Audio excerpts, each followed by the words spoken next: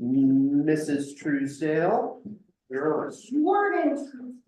Jordan Truesdale. I'm Jennifer Truesdale. I'm the Special Events Director for CCMRD. And this is Cameron Mullins, the General Manager of CCMRD. And we're here to give you an update on this year's 2024 Slacker. Thank you, Paul, for representing. That's why I didn't. Things are moving well. Progress is great for the 2022 event. Just a couple updates on the finish line and after party change. We will have runners going this way on 6th Street for those of you who haven't seen the map.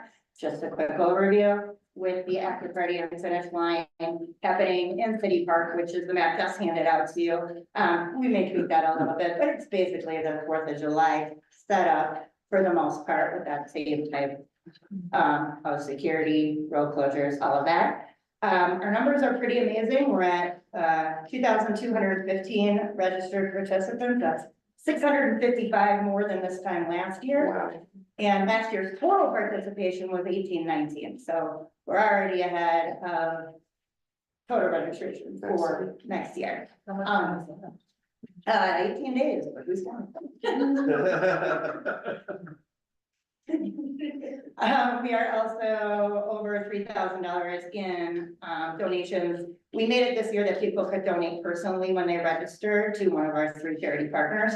So the total combined for those 3 charities, which are Friends of Charlie's Place, Mount Evans Hospice, and CCMRD Scholarship Fund, is just over $3,000 in just personal donations on top of what we donate from the proceeds of Slacker. So all of that is tracking super well, and we are here for our annual ask for sponsorship from Business Promotions Commission in the amount of $2,000. Questions?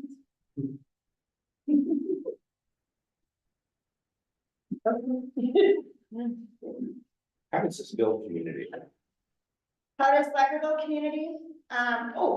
Well, this isn't an answer to that, but I did want to say we did win the best half marathon in Colorado by vote. So, I mean, that does obviously aid to building and giving exposure to our community. We've been here 22 years, 1 miss for COVID. So I think it's something that the community is growing to expect as bringing people here. We get told a lot, people return here because they ran the Slacker.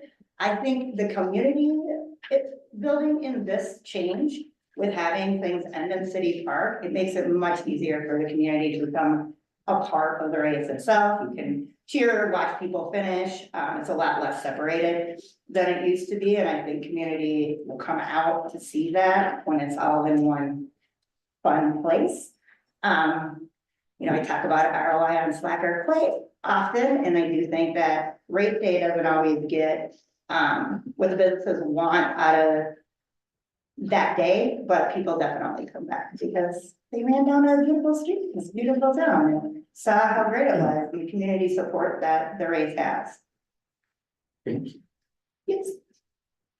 All right, how would you explain to folks that if we're able to afford the sponsorship, how would you explain to them, you know, that the town did that to build the town's image, like branding? Like branding, well, I mean, sponsorship recognition will be present at the race party and finish line, including Town of Georgetown, Business Promotions. We have our, the town logo is on all of the jerseys. Good.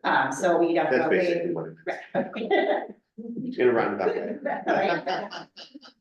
In a mysterious way. Are you asking for a motion? What's that? Are you asking for a motion? Do we have that amount budgeted? That's my next And I didn't, I'm question, sorry, I yes. didn't bring Yes, that that's budget, okay. that was, are you looking it up? Jen said yes. I'm trying to confirm, but Yeah. I believe, like, Yes. I'm like 99.9% of them there. I should have never seen it. It's in my spreadsheet of things to track. Mary downstairs? Yeah, I just moved it, yeah. I think she's confirming it, but So do you realize volunteerism? Miss Yes. or madam, sorry, Yes. or For all. non-gendered person. Do you rely on volunteerism? We do rely on volunteerism and we will take all of those volunteers.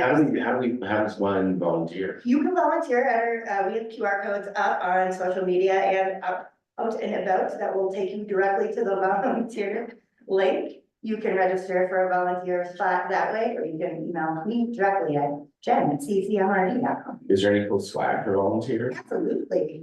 You get a great shirt. But it's not what it looks like this year, so, you know, little secrets. Big- Swag bag, goodie bag, some hot dog, a beer. I know, it's gonna be exciting. It's much Gatorade. Well, it's a tailwind this year, but you can have all of that. You'll be well hydrated, I promise. Is there music in this? Never mind, I'm just. I don't. You don't have They it. have an amplified sound. It's not on library stage. I mean, I know we have our total line item for it, but it's just like $35,000, isn't it? Something like that, yeah. Yeah, Any, well, we just go ahead and continue with the motion. I Well, we wanna think move on that's and get it here, yes, what I'm saying. so, I mean, all right, or I move to table it until after Ray gets back up. Okay, that sounds good. second, Okay, Jessica Trivett, you're on. It's breaking. No, Who? no. Motion on that. Who made the motion? I made a motion to table it, and seconded, I voted on, but Mary's back, so, It's confirmed. okay. It's confirmed that. I move that we allocate $3,000 toward the slacker to $2,000. Did I get recorded? I'm in my, It'll be there. $2,000 to the slacker, their wonderful work for building Georgetown. Interest. Okay, any discussion? All in favor? Aye. Congratulations, ladies. Thank you very much. You are. Okay, Jessica, now We we all got. need to hit up the trust. Alright, and Jeff, sorry to put you on the spot, but did you ever get a chance to map like which businesses are closed and which are seasonal? Like, It's changing right now. Some of them are actually leaving and moving. okay, And then we don't have any open storefronts available. oh, we don't, Nope. okay, cool. So you think, yeah, could we see that, could a mapping be that? Yes, I'm sorry, I got a little distracted, but What do you have other stuff to do? I have 2 jobs, I didn't Monday. You can't make a color coded map for one person. I'm doing it for the garage sale that you're on. But yeah. Well, so I don't have, like, I just have a few questions, like, I have ideas, but mostly it was just again revisiting this discussion of like. Does the business approach information want to change kind of the purpose of marketing is more, like, I don't know. It's not economic development necessarily, it's all the color of the great, because there's more of a cheaper comments, like, does our account need that, does it want that, does it see that? If we wanna, you know, there's so much talk about Big Street being a go street from not just this community, but from. Even outside of our community, it's very noticeable. And so it seems like even coming back from COVID, there still hasn't. It seems to me from hearing from this group, there hasn't been the shift that would be desired. From COVID. So I guess I just wanted to have the discussion on what everybody thinks, and then before that discussion gets going too much, my one question was, once the Whirland Park stalls are open, is there a plan to just have people sign up? What, Strauss, sorry, Strauss, thank you.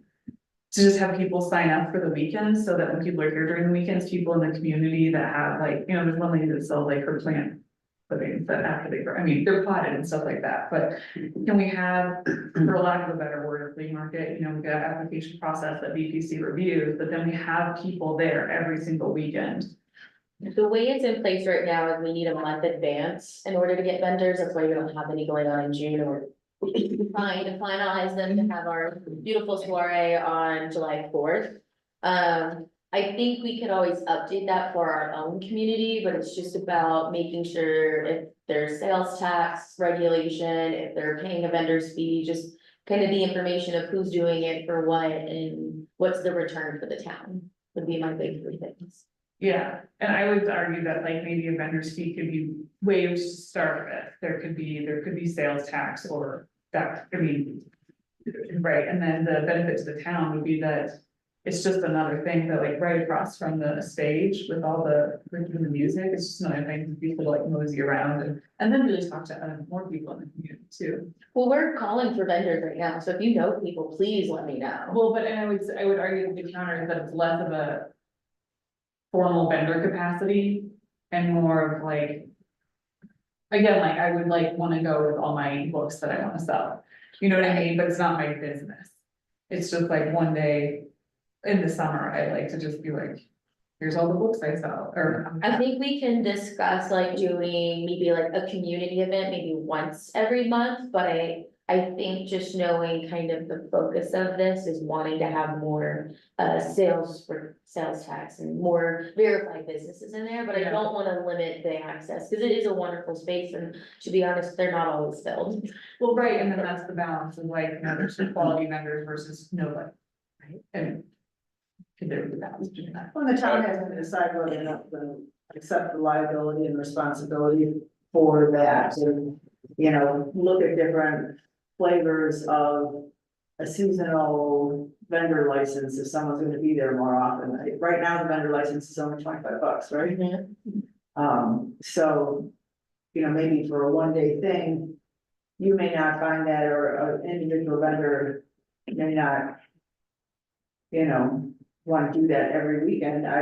You know, so I can see that, those possibilities, but there's more than just that needs to be explored by the town before we open up the door for that. And we want, I would think we would want some control over who's coming in and what they're selling, and you know, what that image is for the town. You know, we always fall back on the farmer's market, that we not quite happy with some of the products that were there and didn't, you know, fit into that. So I think there should be some parameters or some broad definitions of what we wanna see and encourage. But, you know, for somebody who's, you know, making some little crafty thing on that, it's still a temporary business that's occurring. Yeah. So, Yeah, and I think an application process, if you do an online one, it can be reviewed by the BPC to see like what the wares are. I heard this, we get too caught up in the sales tax conversation and the vendor fee conversation, and we start with these minuscule monetary discussions as opposed to looking at it more globally, which is creating a sense of activity and life in the downtown business district. Yes. That in and of itself then grows the sales as well as sales tax revenue from the brick and mortar people who have made, you know, an annual and or decades-long investment in their businesses. That's from my perspective, more the point than whether we're getting 25 or 30 bucks for a vendor. I want to support the idea. I do think there's a quality question. You want to have a review process. Doesn't have to be the full BPC. It should be some subcommittee if the BPC is going to be in charge of it, where we can be responsive and not bureaucratic, not overly bureaucratic about it. Because I think that inhibits the vendor recruitment when we send them kind of this hodgepodge packet of make sure you fill this form out and that form out. I mean, you've been through this, go through it every year at Christmas market. We can make it simpler. We can make it more attractive for these folks, and they're out there. I mean, it does almost any tourist-based community of any recognition that you drive around to currently, they've probably got a market like this going on almost every weekend. Steamboat, I mean, I've been to both in the last 3 weeks, and both of them had significant, you know, visiting vendor markets, you know, call it what you will.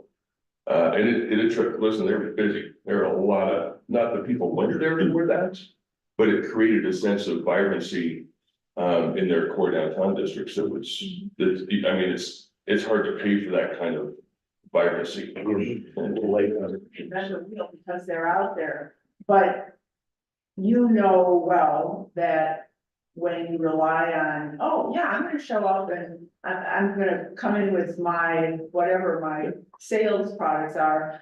And then they're a no-show. Unfortunately, sometimes the town ain't making money on $25 on a vendor fee. It's not the price of money that we're trying to take in there. I think it's, you know, put some skin in the game and make sure you show up, because if you got 10 people that say, oh yeah, I'll be there this Saturday, and then you got 10 people that don't show. You know, and again, we don't want it so pop up that we have no idea it's there, so. It's just gonna take a little bit of oversight and planning ahead. Do you think it'd be possible by the next meeting to have like, cause then we're getting into July. And we're running out of summer, so I mean, how soon could we kind of put?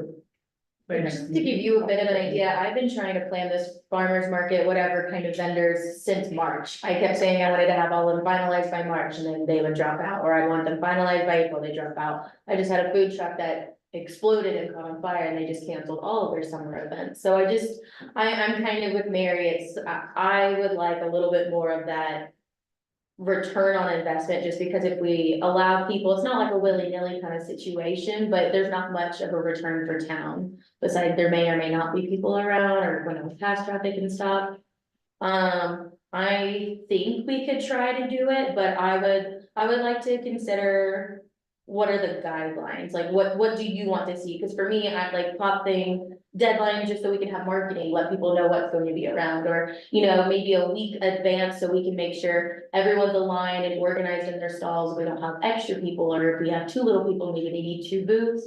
If we can get those kind of details hashed out, I wouldn't mind working with you and I like before the next meeting so we can have stuff ready to go. It just depends on the general consensus. And who would be interested in being on a subcommittee too, so we can get an idea of that, start having a conversation. I'd be happy to be involved in that. I seem to get sucked in it. And we do have an online application for it. And I'd like to make it happen, so if I don't wanna we're say all in no. agreement with it, that we can do it with some appropriate guidelines.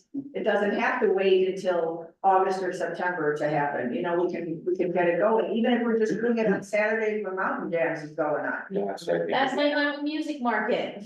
There you go. It literally already has a name. All right, anytime starting next week, I'm available. And I had a farmer's market in Atlanta. I actually had, and it was relatively good. You have to be prepared. Well, 2 things. As you know, you were alluding to this. So just because there's activity does not mean that it's positive activity. It doesn't necessarily mean that it's gonna look good for the town.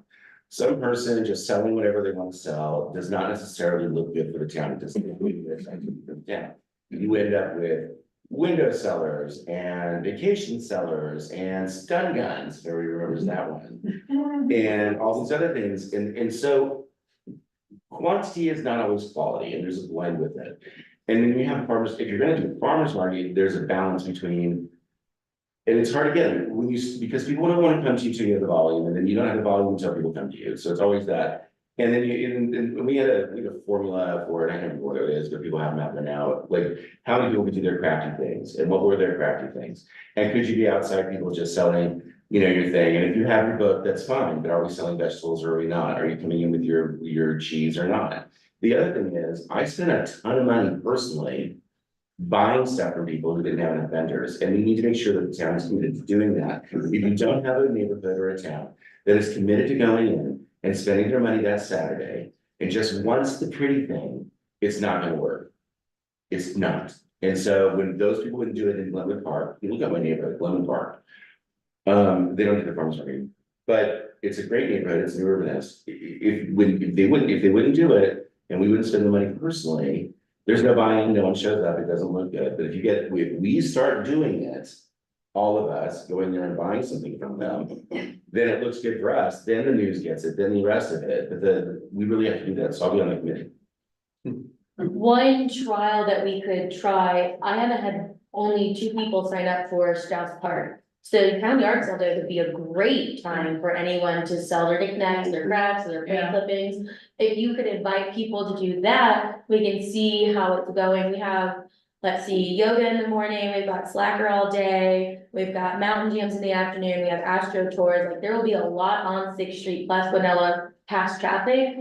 So you said you have, how many booths are left for that, the 22nd? There's 11 booths, I only have 3, and one of them's kind of flaky, Okay, so you still have. sorry. So you're saying that we could kind of have some local people. Yeah, we want people at Strauss Park, and then Capital Prize Mine is offering table space. Okay. And more parking. Okay, so then if people didn't have a yard, participate in the yard sale, they could use. Yep, we're asking apartments, or like your idea with your books, I know you did sign up, but if you wanted to have a prime space for like that kind of, please, please, please. I mean, maybe because we're so far over there. I do have an artist coming, and he's kind of getting rid of a lot of his extra stuff. I might sign up. So please, please, please, and push that idea to other people. This could be the opportunity to see how it plays. Not other days are gonna have, you know, that's big high up, but it's my birthday and I only got a lot to do, so. That sounds good. Okay, so it sounds like subcommittee then, myself, Yeah. Mary, Paul, and then Jess is on everything. Oh, no, that's fine. And then, Do you wanna see if there's any businesses who would like to give their feedback, or would that be an after result? Let's plan it first, because Okay. otherwise we're gonna get too many opinions and we're open for the suggestions, but let's have something in place first so that we can. push that. I just wanted to say that my entire point there was that bureaucracy and regulation come out of need and abuse. And so that's why we end up with bureaucracy and regulation. And that we need to make sure that we're not getting that abuse to happen, because it does. yeah, I get that. Okay, and are you available next week? Yeah, Sure. Okay, great. And one comment I'd like to make, and I agree with you, Craig. Paul and I went some time ago to Santa Fe, and at the Palace of the Governors, there were Native American vendors. They had blankets down and they had all kinds of beautiful silver jewelry. We had no plan to buy silver jewelry, but we came home with a set of sterling silver and turquoise cufflinks But it's that we prize. Sounds essential to me. And so it was just, you know, it was cultural, there's a cultural component, or at least in Santa Fe there was. And I think the same thing can happen. I love the way the park is looking. It reminds me of New Mexico. It's just so lovely, so lovely. The last thing I'll say is, we have to start it and stick with it too, because part of her challenge in not getting vendors is we're not known for this, Yeah. right? yeah, So it's a self-fulfilling prophecy. Well, we can't get vendors, so we won't do it. Well, we're never gonna get vendors unless we establish ourselves as a place that we want to have vendors. And I agree, but we also have to be ready to yell at the person who yells at people in the street for having being a vendor. We have to be able to prepare to say something back to those people, no matter how long their families lived here. So I'm sorry, that wasn't the robust, like, the one bigger discussion we need to. Okay, yes, thank you for bringing it to That's that. what. and we have been reaching out to at least 3 other produce and cheese and then microgreens, but most places, since we aren't established, are already in other areas. I did visit Denver markets, we had better luck going over to Summit County and Vale or Eagle to get their vendors here, but a lot of the time they're either booked or they don't know us. Or they just don't think it's a big enough alert. If you tell them that, you know, Mountain Jams is here, 4th of July is here, and it brings in 2,000 people, 2,000 people doesn't do it for them. So on a small business day, we're only having, let's say, 300 people in town, the juice isn't worth the sweets to them. So it's, Yeah. there's a couple of hurdles, so I don't wanna say no to the community buy-in. But if we could just get a better grip on that process, I'm not against it at all. Well, Jess, since you're already rocking and rolling here, let's continue with your report. Hello. So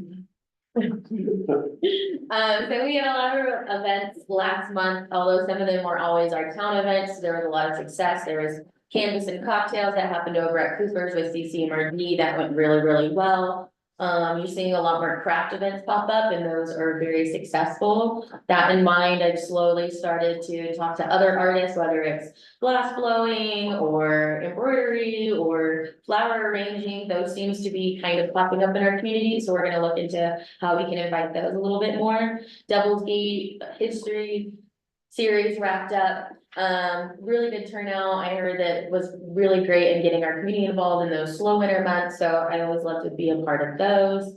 Epic Day of Service went really, really well. The Rotary got Plume, Georgetown, Empire, and Idaho Springs all together. Only 3 of those towns did have dumpsters, but it was a really great community event, and I personally love seeing that creek cleaned up, so I don't know about y'all, but it just made me feel really great. And we had a lot of really good community buy-in, whether we did have people in the creek or our gang, the car club, came back. They usually come in during the winter season, so the fact that they're willing to take care of our town and off-season for them is really amazing to me.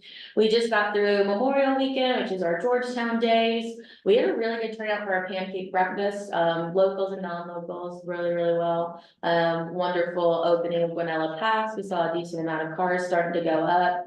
Saturday, we had borough races and then our mountain jams kickoff. I felt that there was a little bit lower turnout, and once I started talking to the community and the event organizers, it did seem a little bit lower. We've already sat down, brainstormed on ways that we can kick things up next year, maybe start their social media push beforehand, pull out some things in the paper and invite more media. And then Monday, we had our memorial ceremony. That was super well. We had a great veteran who gave a wonderful speech. We had Rob Solomon play some wonderful music, and then the flag raised at noon. Throughout that whole weekend, there was a ton of barbecues. There was a block party. That was super fun. You know, it's always great that without little events, our community still comes and celebrates with one another. The call to duty went pretty well from what I saw, better than Idaho Springs, as they did not have any poop in Idaho Springs. Second year it's ever happened, I just think it's kind of funny. And then, of course, the cornhole tournament over at Gwinnett happened very, very well, so. And I think we need to recognize, Cabin Creek and Cooper's for their assistance with the pancake breakfast. Thank you very much. Yes, yes, yes. Okay. Any other comments or observations or questions? I just want to say too, how impressed I was with the Epic Day of Service. It was, I mean, just did a fantastic job. The community rallied as a whole. This, third time that I've been involved now was by far the best. We had a lot more volunteers. Just the sense of wanting to work together, the fire department coming down, shipping all the slash. I saw Craig down there walking along the river, picking up stuff too, and it was just amazing. Even my staff came out to help and push down, the dumpsters in order to get it, so we can fill it more, and it was just very organized is what I found, and it was encouraging to see the support, so kudos to those who helped. And I did feel, to bounce off that, it was a lot of trash this year. In the past, it was, home trash, or like I got a bike in the past, little things like that. But this year, it was a lot more of truly cleaning up our community and getting ready for busy season, which I think it showed for borough races. It was very nice. There was a suggestion about having one in the fall also, Yes. and maybe before our leaf season. I mean, I'm just looking on the leaf season thing, just so that our community does present well. So. There was a And little there bit, are extra bags that will be returned to you soon. I've been hearing about this return. So we'd be ready at least with the bags for the football. And that's true for all of the areas, but, I think the leaf season was something that was echoed a lot, and then perhaps maybe doing something a little bit more community oriented afterwards. There was some feedback that Frisco and some other counties might build it up a little bit more, have a barbecue after. I don't know if we can fully do all that, especially since this wasn't our event. I don't know how much BPC specifically wants to put dollars behind that, but maybe we could work with our parks. They always want to do a fundraiser, and maybe they could sell the hot dogs and work the booth, and that's how we can get a little bit more of a return. Not quite sure, but it's an option. Or the school do brought. They're good at that. Or the old school. There you go. I think I hear that the old school is stepping up. Again. It's a great idea. It's a good reputation to have. Yeah. Absolutely. And just Arden came out just with tons of people. Tons of 70. I was really surprised when I was looking through the list of volunteer names, it was like Arden. I mean, at least 20 or 30 people. So nice, So they came out and, inappropriate. yeah, it was, And they just switched hands with their leadership, so during that transition, the fact that this was at the front of their information, they made a Facebook event, they shared our volunteer form, like it really was great working with them, cause I get nervous about some of our volunteers, so. but the thing that I loved about it too is they value, the asset of the lake. They really do, and yet they come back and say, we care too about the community. You know, where there's this, it's not just take, but it's a give. And that was very impressive, even just talking to them of how grateful they were, it was just wonderful conversation, and they brought their families. You know, so it's like, you see the, you know, the collective coming together and passing it down of the values, and so just wonderful. We have a whole wonderful group of people down there. There are some businesses down there too that are pretty good. Especially, honestly, coming down, I think that with the old school Shitty Rock, we have a sheep festival that week, and if we do November, we might be able to. do something. November 9th? I am very busy during November, but not necessarily the sheep festival day, because we don't want to take away from that. No, but we can have it clean before. Yeah. Yeah, And then, there's a lot going on, especially at the visitor center. And I think the trust, if I sell a job, the trust will definitely, we could do beer and brats, we could, like, we get a whole like Oktoberfest sort of thing. And then, you know, and I'm happy to sell like sauerkraut to match my sour attitude.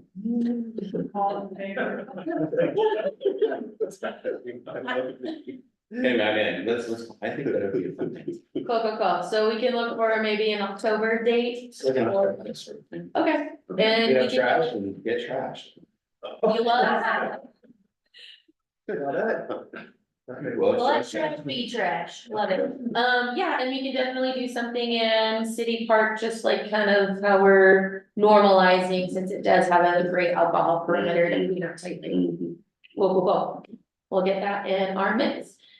Any other events to review? 4th of July, I'm getting nervous. Up there. Those are just previews. Okay. You are. Media highlights, not too many. There are some, of course, that I've been leaving off as we go through some of our trials in town. Colorado Train Ride was voted most scenic, in the US by USA Today. 5 winter rentals that belong in a Hallmark Christmas movie. That was really cool by Yahoo Movies. And then Guanella Pass opens ahead of Memorial Weekend. I don't believe that was fully true, but it mentioned us and I love that. That's where that came from. Cause everybody called us and I'm like, I don't know, and then I said, if you go up there, cause I haven't been up there, and if you go up there, come back and tell me, and no one called. And I didn't card. The rumor was that it opened the day before at 4. However, I saw a resident who was gonna go over the pass to leave for vacation. They had to come back down because there was so much snowpack that Thursday that they ended up going back on 70. They do it frequently, but Which then led to them plowing the roads up there, but leaving their snow plow where the Burrows Park, so it created a whole hustle for us to remember next year that if there is snow, make sure that snow plow is not in the charging lot. Moving into event planning, we do have June events like our town yard sale day. The map is being utilized as long as we keep getting more and more people signed up, you'll be added in there. And we want that, the goal is to have it finalized by Friday. People are still more than welcome to be added, but that way we can start, you know, assessing if there's street closures and somebody wants to be moved. So far that hasn't happened, thanks to the Slackers planning, being able to keep an eye on that. But, you know, last minute, people are gonna say, oh, I didn't know we were doing something and I wanna be at Strauss Park. So we're just trying to keep that in mind, but giving it a little bit of a soft deadline. Capital Prize Mine will also be hosting, their own kind of event, but they're running it in conjunction with us. So if we do run out of booths at Strauss Park, that does offer tables. However, with wind and all of that desirable stuff, we'll see how the day goes. Slacker will be hosted on June 22nd, along with yoga in town and Astro Tours. That will be the first of our Astro Tours series. Can you tell me what an Astro Tour is? It is basically an education on stargazing. So when we look up at the sky, what do you see? How does it affect us?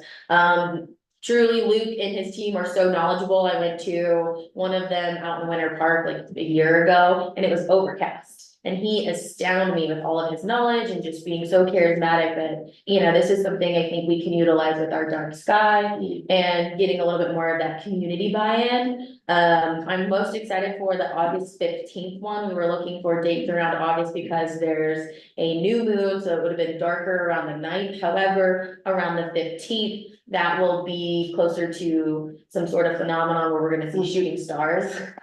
So we went with that. So there's a lot of, you know, reason why we picked certain dates and how we were able to make this all happen. I think it will be a higher opportunity for our community, but if we put this information in the hotels, we'll have those kind of flares. And similar to the market, we're not known for it, hopefully we can be soon.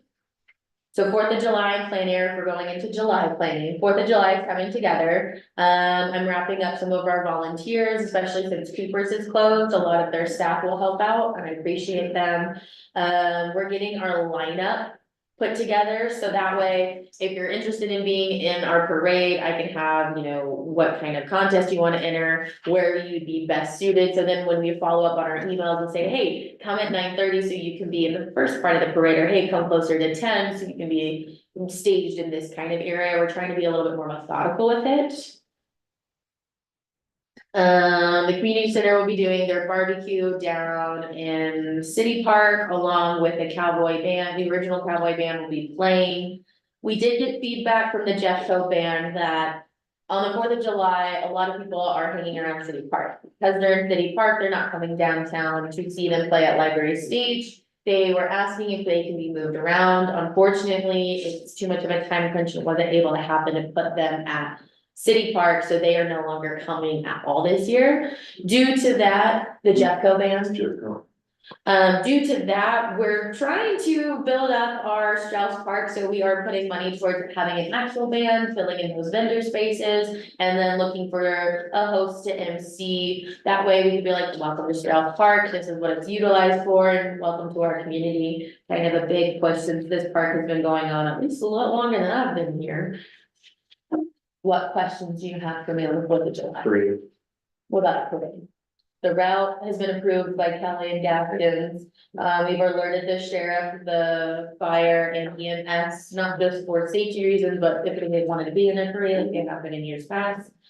So that's been marked and ready to go. The biggest hurdle will be the way it's staged, because the Busy Bee might take off like last year while everyone else is a little bit slower. So Danny Tomlinson and the Clear Creek Rotary, along with the Victorian Dames, I believe they have a name for their group, and forgive me. Oh, okay. They usually dress up and they like to be the front, so they pass out flags. It's a great way to figure out how many people usually are in attendance, but that could help set the tone for the rest of the parade. Okay, What else you got for me? that's it.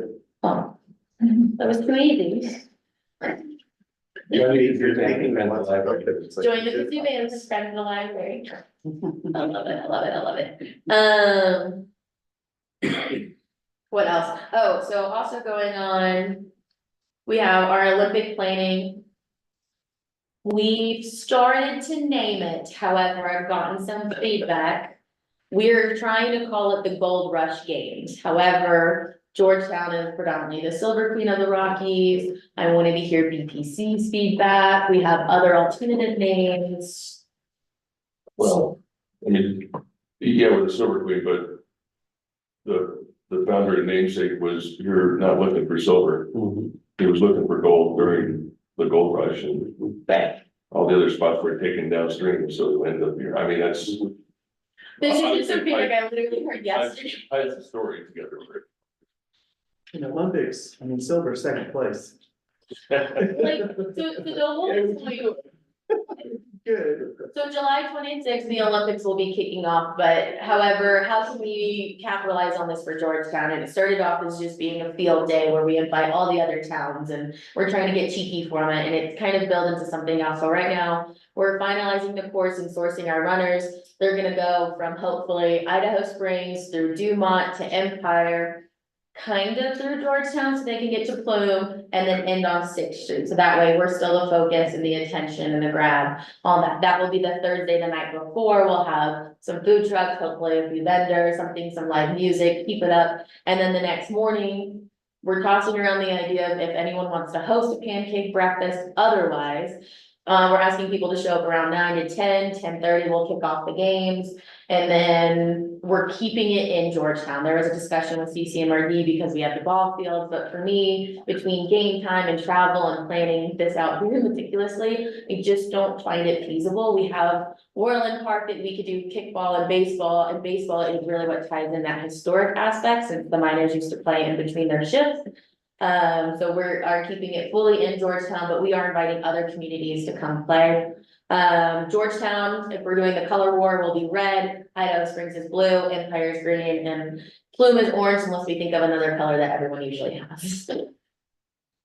But it'll be a lot of fun. So we'll be utilizing Worland Park for those 2 games and then just alternating depending on how many teams we get signed up for. City Park will be more of those fun athletic, maybe a few water games. Once you get down to the lake, we're brainstorming on like a paddle race, biker derby, something fun down there. Where 6th Street will just be the main attraction. We may have an obstacle course in between that Argentinian rose in front of the library. And then down this way, we'll have food trucks. We're looking at getting an axe throwing guy in. We're looking at having cornhole and just a bunch of fun to keep people down here on 6th Street when they're not competing around town. This will be like the home base. Please. I think that it would be wise of us to figure out something that does incorporate all the metals. Idaho Springs, our family community city, is the start of the gold rush. We are branding. What is the first rule of branding? Stick to who you are and don't go off who you are. We are the Silver Bear of the Rockies. However, we have the Cattle Prize mine and we have the mines up at the train, and I think they do gold rush days themselves. So if we could think of something that incorporates the metal, but does not stray from our branding for our town, but incorporates our county and our, or the people who are in part, so important to our county, like the train, then we have it. So I think that we would be remiss to do something like Idaho Springs, but at the same time, we would also be remiss to not acknowledge that we are part of all of that. That's great stuff. Does that make sense? It makes sense. I'm just gonna have to get creative on that. Some other ideas. So people talk to the Yeah, train. yeah. Other ideas we've had were like the Pioneer Playoffs, Miners Madness, Boomtown Bonanza, Strike It Rich Sports, Prospectors Pursuit, Nugget Nationals, Fortune Field Day, like I could go on. Miners Madness, we have Silver Plumes, we have Argentines somewhere in there, but Miners Madness is good, because we are a mining community. Our entire county is mining. Didn't Idaho Springs for a long time, and maybe they still do, don't they have like a gold rush days or They what? used to, I don't know if they still do it. I don't think they do it, but I did research on that because I did get that feedback as well. So and I'm really cool with changing. You know, or if it's ours, let's own it, and I mean, and I don't, doesn't make I any think difference. metal seeking mining days to colonize a period during the late 19th century period of Western expansion, that's what it should be called. There you go. Let me. Manifest destiny. Flat, and forget everything else. Getting into 20th century reclamation mines. Playing up the word mining, I think might be the way. Yeah. Miners Madness or something. And after this, the games would probably end at 4. We're asking people to gather and then meet here downtown around 5:30. And that's when we'll have our gold vein victory, where we talk about the winners and things like that. So whether it's, the little kids can dress up as their favorite athlete, or the dogs can match their owners or something, like, we have a couple of fun little cheeky ideas. And now we're just getting the buy-in from the community, which means as a Georgetown representative, I'm going outside of Georgetown to see who wants to be a sponsor, who wants to be involved, how we can get more people in. So as the games will stay in Georgetown, we really do want, maybe all of the town clerks can compete against each other in a fun game, or maybe all the town, no, we talked about this, we like this. This was fun, this was a good idea. All the breweries can compete against each other, the pizza places, we did something fun, was the idea of like a pizza box derby, or a servers kind of Olympics to see who's like the best of the best. Just really fun things. I'm really hoping me and CCMRD can finalize those details, routes, and most importantly, the volunteers. So that way we can at least have 2 people watching each event and be involved more. In Paris, France, there's a waiters race. Yes, yes. Yeah, so Trey and, you know, with glasses on as you run. So, yeah, I like the idea of observers. Maybe a relay race all the way up, you know. Are we doing silver without any kind of napkin or anything to hold things down? We're doing grist trace, because silver's the real one. That's okay. not different. Well, it's up to what we have, so that's just kind of one of the fun ideas that we're kind of rolling with. The one thing that I'm really trying to get, and I might recall on some of our historians around here, is I really want a display of history in the big concession stand at Strauss Park, because if we are gonna tie this back into the miners and things like that, I would love to have like a fun display of some sort. Of old mining games. So many, well, you can walk around the rec center, you can walk around the Hudson Valley Marine Museum, you see pictures of all of them in their little suits, or even, at the Frothy Cup, they have a picture of Georgetown and Idaho Springs baseball players, like, you can see it all around our county, so why can't we say it right here in your face? At the old school in Georgetown, we have the Sorry. local history archives. Christine Bradley is the archivist there, working for the library. That would be a really good resource to use. She's in my list. She's great, she'll do it. And then we also gathered a ton of stuff, and I still work with Greg and for the county and Trish. Yeah, She gathered a ton of historic images that and then we pulled a lot to use over at the county building. Oh, yeah. And so she has a collection that are already printed. Right? we should have it Don Ellen's, Yeah. Adams Spaces, sort of. That was many years ago. Yeah. Those series are help you. Great idea about it. Anything else? It's the Georgetown Silver Plume National Historic Landmark District, and if we can say that as many times as possible, we will please a lot of people. You find me the right MC who won't trip over that works for me. Moving into other events in July, we have the triple bypass coming up. We've worked with fire department, Georgetown PD and the sheriff on a better safety route. So that is all taken care of. They should be good to go. There will be about 4,500 different riders coming through town. It's the triple bypass, but also the start of the double bypass. So you have one portion plus another portion, but they will be pick up and drop off just south of town. They will still be coming through town, and safety will always be our highest concern, especially at the roundabout and towards the loop drive. But for the most part, we have extra rangers, the sheriff office is offering other opportunities. So right now, we are all green flags on that. Sasquatch Days is coming up, that will be July 27th, 28th. Beyond the float and the parade, we're working with the train to make sure that we have everything together, whether we're sourcing food trucks, music arrangements, and all sorts of other fun things that we'll probably have to meet up again soon. We need someone dressed up, going around town. Well, Sasquatch. that was definitely a conversation, or even doing a dress up contest, see who's the best. Volunteer. I vote for Tall Dan. Yeah. Yeah. He did it too. Plenty of Sasquatch based merchandise available. Just saying. Like that, and that was another idea, is if we can alert our businesses, they could be prepared ahead of time, whether they make their stuff or they order it, they can definitely have a little bit. I think great, yeah, posters that we can get, you know, like big posters we can put in the storefronts.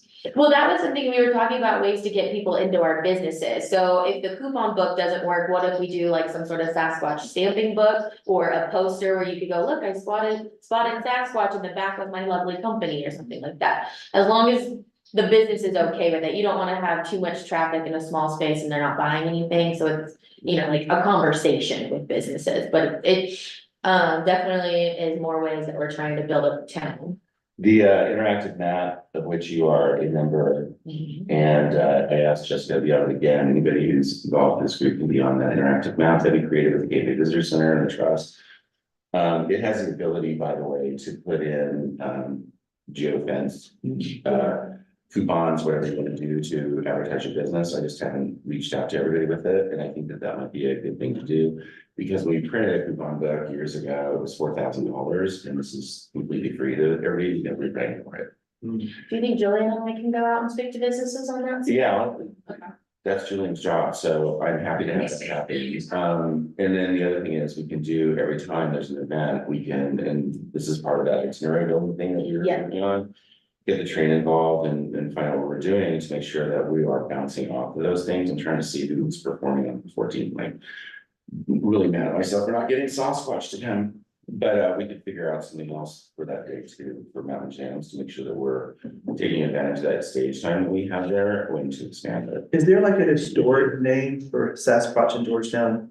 Brett Carollo. You know, I mean, if you want to get into legend, You know, I think I don't know it's so- really of Georgetown, and I have to say that I kind of just use it because it's historically known in the county and we have and down in Evergreen is where the Bigfoot Research Society is located. And I tried to find real information about it, and I don't think that that's part of Chris's purview, so that I wouldn't, but what we could do is talk to because they're very serious, you cannot make fun of it at all. The people down at the Bigfoot Research Society in Evergreen. We could find out if there's, because I know that a lot of the sightings are over the mountain from us, or over the pass. I do look at stuff up to try to justify why I call it related expenses. But I think if we call them, we could do something. but it would be cool to tie into a historic name. I'm That it was, it was branded here around this region. the Sasquatch is specific, Oh, that's right, those are the indigenous people that need it there, right? There are tons of names for In Mongolia, it's Yeti. it. I was about to say, I heard Bigfoot, Yeti, Sasquatch. I've already, believe it or not, I've already had people complain about the Sasquatch even. So what? It's Why gotta are you be- using Sasquatch? It's not historic. I've already heard It is. people complain about. No, we have sightings, we do, I don't know if we have any Clear Creek, but if you go on that research society, there have been sightings going on into the 19th century in this part of the country. And quite honestly, it's like, it's about attracting visitors, like, It's cute. it is, exactly, thank you, it's cute. Yeah. It's fun, it's something recognizable for people, and listen, don't show up.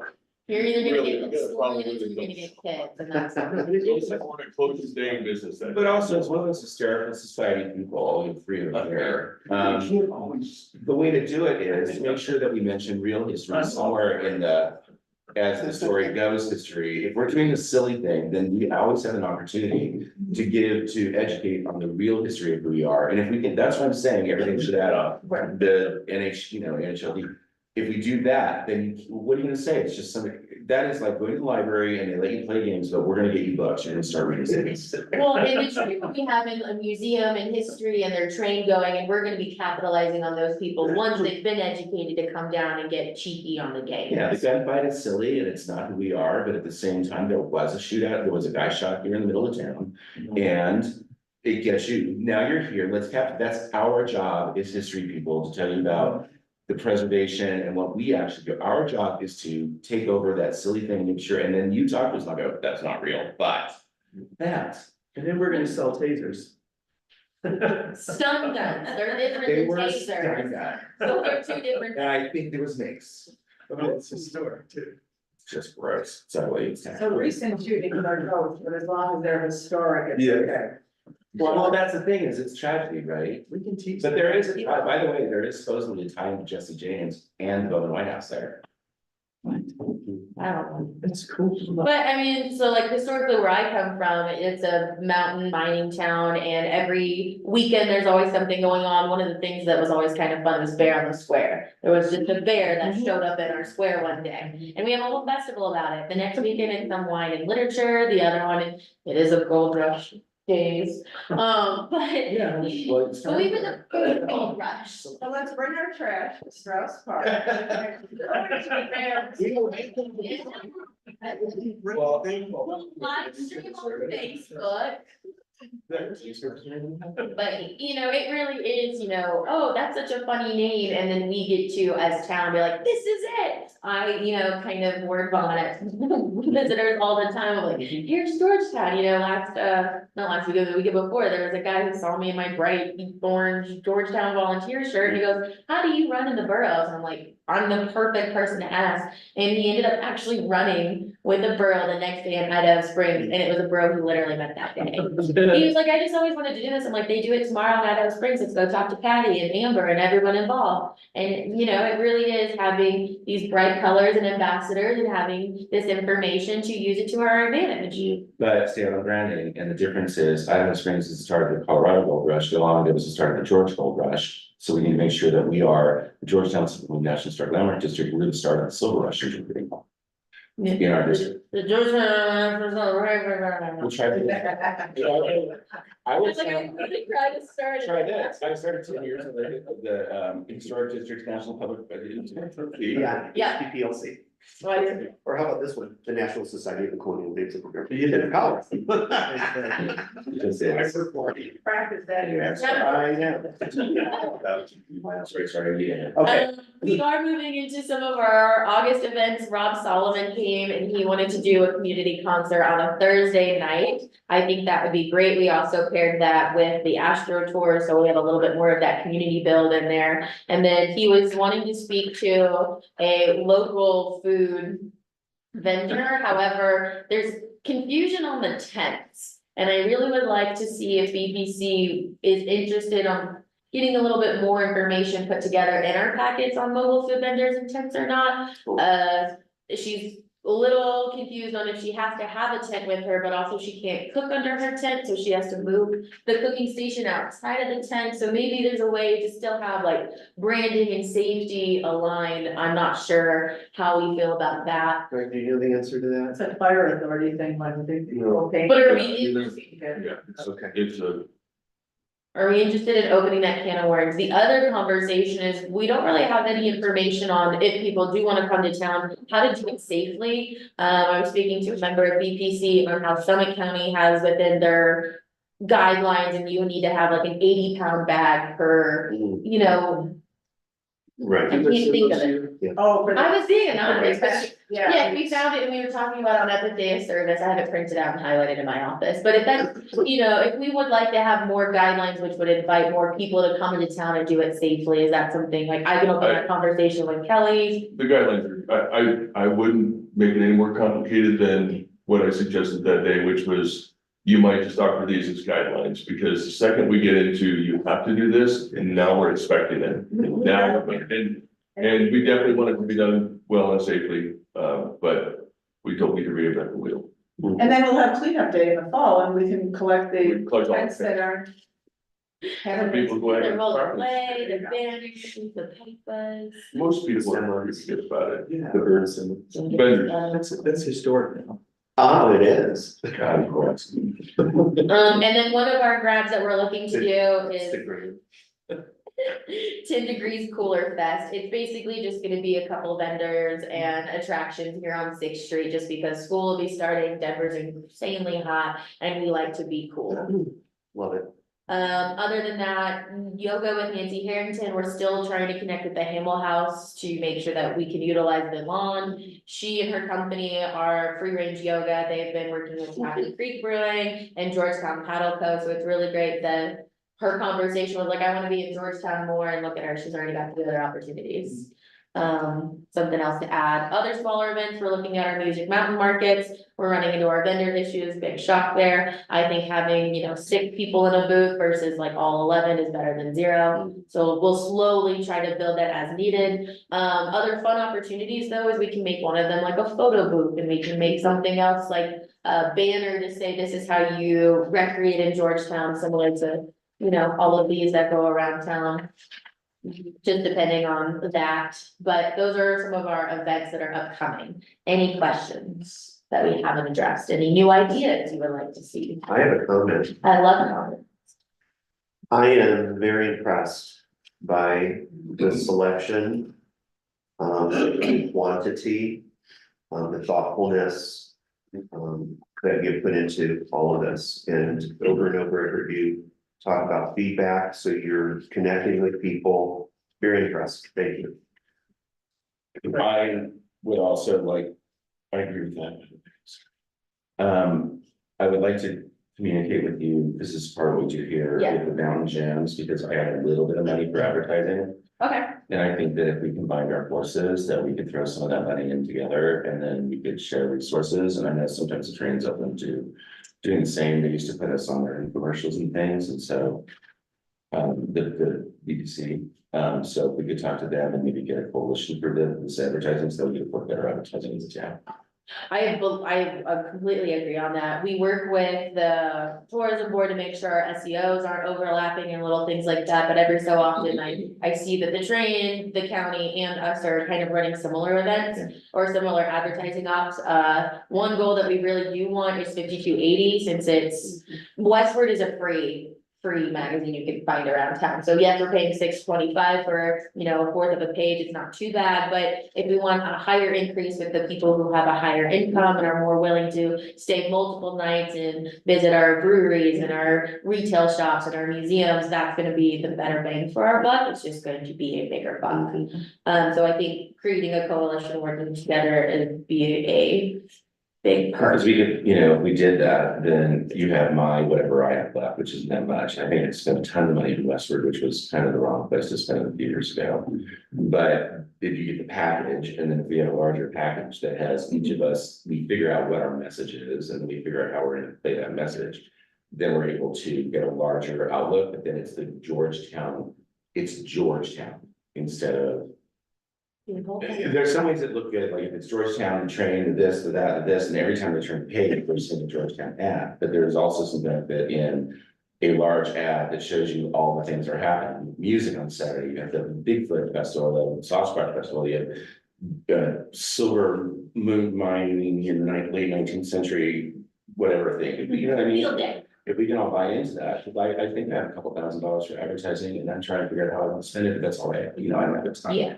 But I would love to see that increase if it pulls us each to our things and we are, creating advertising constantly. And if we are able to combine that or figure out a strategy together, I think that that's entirely what our mission is. I agree. And this reminds me of conversations we've had at this meeting in the past about a thriving mentality instead of a survival mentality. We shouldn't think of each other as competition.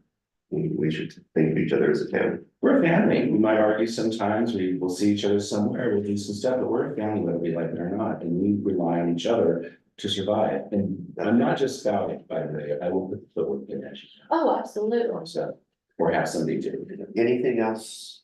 One last thing is for our banners and beyond, as it says in here. A lot of our banners went missing right before I got here. Last year, we did have to order a 4th of July banner. One of the feedbacks that I got was, we didn't know the boroughs were coming, and if there was a banner and a display. And for me, the borough race can do a banner, but I would like to do a banner for Georgetown Days. So just thinking of some things that we have coming up, especially like the triple bypass, like I said, is bringing almost 5,000 people. What if not just in town, we had some messaging, but down by their aid station or down by the parking area for the double bypass when they drop them off, we can have a QR code or, eat here, visit here, more ways that we can really capitalize. And, we do have a cute, quaint town and we have one cute sign, but how can we build up the rest of it? We've talked about doing it for hockey season, for February, we want to, cover all those banners in hockey, but we should probably look into some more opportunities with those smaller banners and the big banners that can be put up on the firehouse and, as we've discussed, the visitor center in that little area. Well, the visitor center has those pole banners, we have 3 of them, we use 1 or so every now and then, but they are also for town, we agreed to do that. And then we also have defense space, which does a 2x8, right now the interior space though is occupied, and it's gonna be occupied for the next 4 years. But we can, we have all that space. I would definitely like to see more banners. What about the banner that the ability to put, short-term temporary banners under the sign where did that go? We put a lot of conversation into that, The big Georgetown sign? Yeah. I was told when I first started that isn't a thing anymore just because of some safety issues. So instead of having it on the sign, it's now on the fire station, just a little bit off to the. No, we're talking No, about I'm the sorry. signage at the visitor center. Oh, It's supposed I'm to sorry. have- Those are the weed that I don't give those iPads for everybody. The sign that we just paid thousands of dollars to you know, we The may, Wayfair sign. we were gonna put something, some mechanism, some tie down, you know, eye hooks, whatever on there. It would be great if we Like, did how that. hard is that? For crying out loud, you know, take out a drill and. 6 hour drive. My other But opportunity, think of the long-term benefit. Or even on the traffic circle, then people still not know how to use the traffic circle. Well, they don't We should anyway, so completely let's take advantage of I that have and, that. you know. It just, is there a way we look at fortifying and making it safe to put banners on that Georgetown to be overlooked when? I don't see why we can't. I was just told by other authorities. So I For can sure. revisit that conversation. I believe it's a clearance issue. But most of those big trucks, I mean, there's a sign that literally says, what is it, like 35? Certain feet you can't come into town, but they still do. 1410 is all that we need, and there's plenty of room to have a banner there, it's all 14 feet 10 inches. You just have to be properly knotted, which it arguably has never been. How do we make it that way then? Because maybe that was the concern that I couldn't fight. The banner needs to be designed so that it's not just suspended from the ends, but also in the middle, so that it doesn't sag. When, not to. Put some case light anyway. And the Gentle Mountain Bridge is coming. Cool. The other task that I wanted to bring forward, or it's similar to those sandwich boards. I don't want one that people can mess with and change the messaging, but if you can, I believe the train kind of has one in their parking lot that says no parking. You can change the flyer, the graphic, but then maybe we have two down in City Park that say events coming up. So it prepares the residents, but if people are driving around, like going from town to Quebec, they're like, oh, there's an event coming up, let's make sure to come back to it. It's a good idea. But then we can also have two, not just in the City Park area, but down here, maybe closer to the Hotel de Paris and Strauss Park or Library Stage. I think those will help really bring in the attraction, and we can fix QR codes and buy. Is there a reason that we don't wanna put something down in the parking area by the lake? Because we only have several hundred people. It blows down there.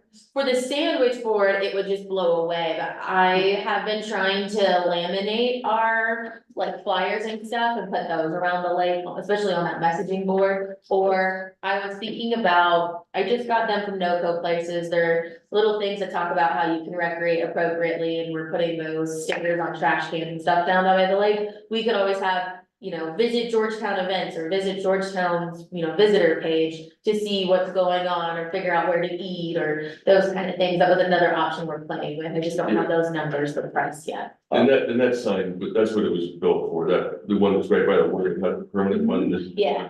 that, I mean, it was very specifically designed to facilitate what Jess was talking about, putting events on one side of it there, so. Which we But can it's start not to utilized. I mean, we're. put my card that. We have, we actually have to maintain, we also have, the viewing station also has those opportunities too, by the way, which we tend to ignore. Speaking online, we have two websites, you know, the town of Georgetown and then Georgetown, Colorado. Yeah. Town of Georgetown, has an event page that's completely empty, and I've guided myself there numerous times. Someone And brought that up to me the other day, and it worked for me. their Georgetown website seems to be more of like an administrative site, Yeah. government site, can we just embed that into the primary site, it's just like a drop down? Because they both Like look, the applications or would, well, because they both look like sites that guests or visitors should be visiting, because they both, you know, have nice front pages and whatnot to, you know, show like, you know, Georgetown, and they both have separate logos. And then Georgetown, hold on, what site is this one? Town of Georgetown has the visitors, and then it's got, you know, a bunch of different things, and then, you know, that for visitors, and then this. Yeah, when you click on the visitors on the town's main page, right, it gives you a drop down.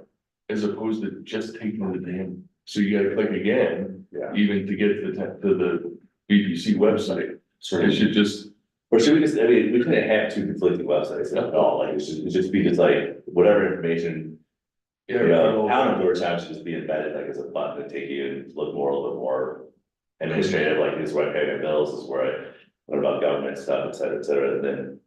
Have, you know, obviously, like, what our website should mostly focus on is like getting visitors. Well, I don't believe Jess has any control over the town. We do, I do that. I believe one is for residents versus this one is for visitors. Yeah, but we always should have the resident site as the sub site. I agree. To the Visit Georgetown site, so that, and both of them can lead to the one site, so you own both names, so no matter where you go to georgetown.colorado.us, whatever it is. It'll still take you to our splash page, which is, we're a fabulous town, come see us, and then do you need information about meetings in town, and that's the sub site, which is the business site, and I think that's what you're trying to say, right? Yes, And that's brilliant. I mean, they're both beautiful sites, I mean, they both look like at the right spot when I'm trying to figure out what's going on here. But they carry different functions and messaging. It's conflicting. So that's friendly. They give it. Okay, We're good. Jess, anything else or anything else for The Jess? last thing. We spoke, last time about hearing from some of our businesses, how can we, and in our positive light, be more effective as BPC, whether that's, you know, something they're struggling with, something that they've enjoyed, something that they want to see. I did go through and compile it all, and it is anonymous. I can give you the feedback on who is who. I don't know if this is in our packet, but the main key takeaways are on the last page. So most of the feedback is they're wanting more marketing and advertising opportunities with our coalition just discussed. We could probably invite them for a smaller dollar to be included. More promotion and smaller events. A lot of these businesses like to have as much information as possible, so when we can get, whether it's the Visit Georgetown or the events in town, if we can get these out sooner rather than later, they really appreciate that. Build ways to explore Georgetown beyond social media, just those itineraries. How do you do parking? How do you eat out on a Wednesday? Those kind of words, the restrooms. Those kind of conversations are a little bit more important. More ways to individually work with the businesses, more directional signs to promote all businesses, creative answers beyond discounts and coupon passports, more support with employment, housing, and childcare to support the workforce. And they would like to see Sixth Street work together to welcome new businesses. That was most of our takeaways. From this, I'm now trying to address these concerns and literally just get creative to some of these answers, which you guys have started to hear, but I would love to hear your feedback. I know I am the marketing and events person, so I can really tackle those, but just hearing some of this feedback and having it in your arsenal, just some takeaways, ways to help. I think it's just some of the things we talked about, like the sandwich board messaging and the banners will help. Well, we've been working on these, so if you guys ever have events and you can get them to us earlier, these can be printed. We already have July and August prepped. July is mostly filled out. There is still room for more events, of course, but you know, it's just trying to make sure it's equitable, but also trying to make sure it's out not just 2 days after the first of the month. Then I think. Okay, very good. Kasia, you've been a patient young lady. It's your turn. So not a ton of updates. I put the first reading of the ordinance in front of the Board of Selectmen. They wrote some thoughtful questions about it and decided not to approve it. So Jerry Dahl and I are working on some of those questions to put together a work session with the Board of Selectmen, and that's where we're at. Okay, I have a question, regarding the 400 block here. On your map, it was, I think, shaded purple and was different than the shaded yellow. And I guess my question is this, since we do food and drink events over here, I kind of like to allow our guests during those events to leak out onto the sidewalk in front of Hotel Paris, so. How do we do that? Yeah, how do we do that? So the map that I made is just a complete map. Okay. It's not the actual map that we'll be using. The actual map will depend on who applies to be part of the CODA Okay, and what they propose, basically. okay, That was just, you know, what I sort of imagined is the hotspots for really a lot of people out there. There's also gonna be a difference between special events and the CODA area. Special events would be like, I think nonprofits would be special events basically, because you don't have a permanent liquor license, so in order to. The way the CODA works is people who have a permanent liquor license, they apply with the state to expand their I liquor see. license to include the CODA. And so I don't believe that's something that you can do as a nonprofit, and so you would have to keep yours within a special event. Okay, but could my special event permits include the sidewalk in front of? If the town agrees to it, Okay.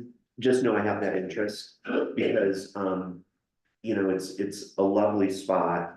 There's already some site furnishings there.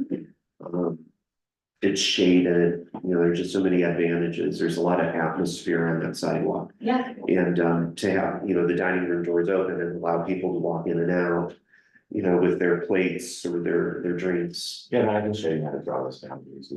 Okay, I cool. will be with that. Okay, yeah, because I just want to expand our footprint. that for is events. Asia, can you, well, I'm sorry to throw words out there, but do you mind, like, and you don't have to do it right now, maybe share with us some of the, and I can guess I can watch the video since I wasn't there, but some of the big questions that were there, some of the stopping point or the opportunities that we have to address in order to make this fly if we want to do it. Because I would like to, you know, it's something that's been dear to my heart for a long time, and I did hear it in a completely separate meeting, this is from what somebody was on the group about some of those concerns, but I would like to know what they were. yeah, And so that we can work together to find out if it's a no-go or if it's something that we can massage. Wow, I'm very the cooperative. board wasn't opposed to it.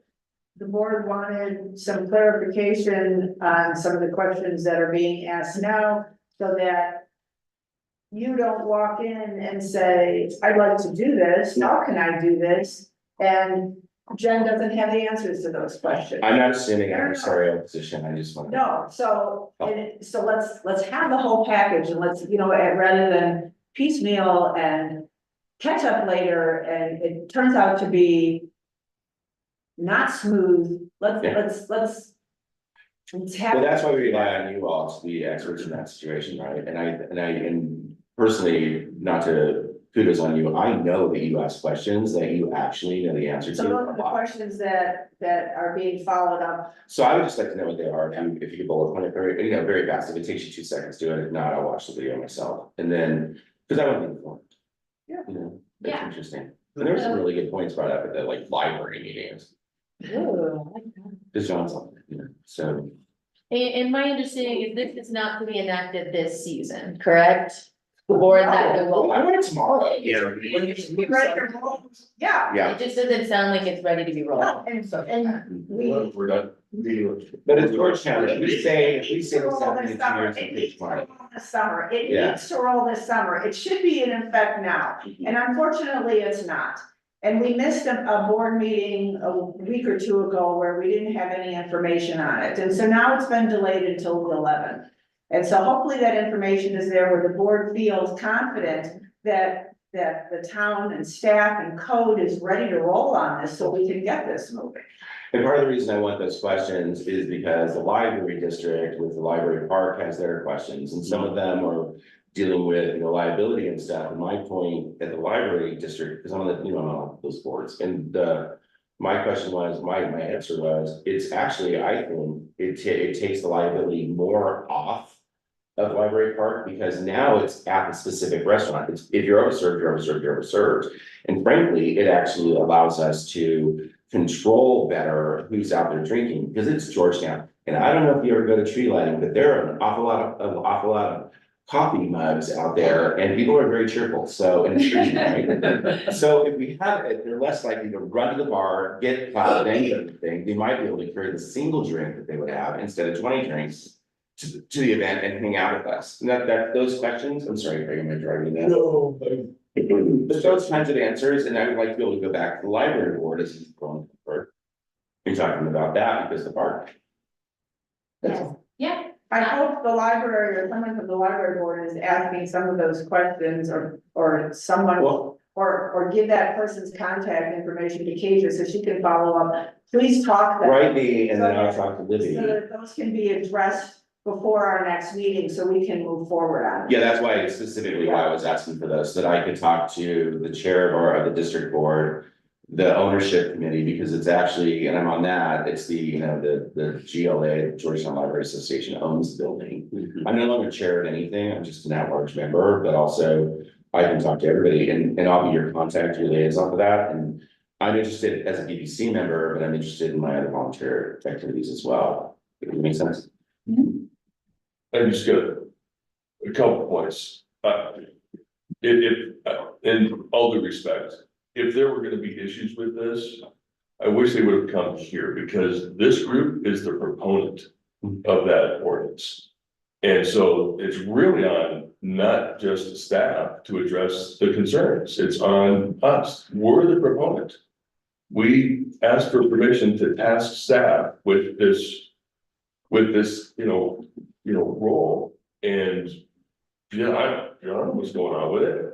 All I know is I was shocked to find out that it wasn't even allowed to move forward on first reading.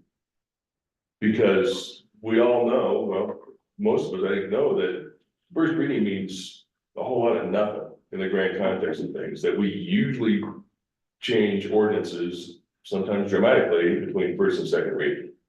And all it did is cost us a month of implementation time at least. That's if it moves forward on first reading on the 11th. So next time, let's have a conversation. Are there things that we should be addressing as a group, as the proponent? Or are they just technical issues that staff needs to address? What I would say around that is, if we try and address every last possible circumstance in this ordinance, we will fail.